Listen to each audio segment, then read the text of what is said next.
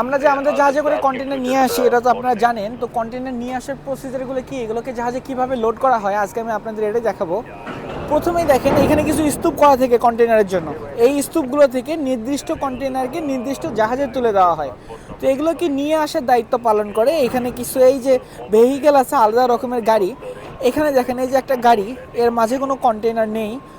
এখানে এই গাড়িগুলোর মাধ্যমেই এই যে একটা গাড়ি যদি আমি আপনাদের দেখাই, এই গাড়িটা হয়তো বা কোনো একটা কন্টেনারকে নিয়ে আসছে। তো যদি এই গাড়িটা ফাঁকা আসছে, এই গাড়িগুলোই কন্টেনার নিয়ে আসা করে থাকে এটার ভিতর থেকে। আমি যদি দূরে আপনাদের দেখাই, দেখেন এখানে কত রকমের গাড়ি আছে যেগুলো কন্টেনার নিয়ে আসে।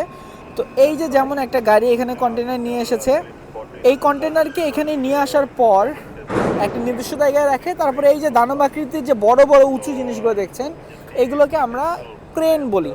তো এই ক্রেনগুলোর সহায়তায় আমি যদি এখানে একটু দেখাই, এখানে দেখেন একজন অপারেটর আছে যে এখান থেকে এটাকে অপারেট করছে। তো সে এখানে গাড়িটা নামিয়ে দেওয়ার পর, কন্টেনারটা নামিয়ে দেওয়ার পর এই ক্রেনগুলোর মাধ্যমে এইটাকে আমাদের জাহাজে তুলে দেওয়া হবে। তো আমি যদি একটু অপেক্ষা করি, তাহলে দেখেন এই যে এখান থেকে একজন ক্রেন অপারেটর আছে, তিনি এটাকে অপারেট করবেন। এখানে অপারেট করার পর এই যে যে জিনিসটা আছে, এই জিনিসটা এই কন্টেনারের কাছে রাখবেন।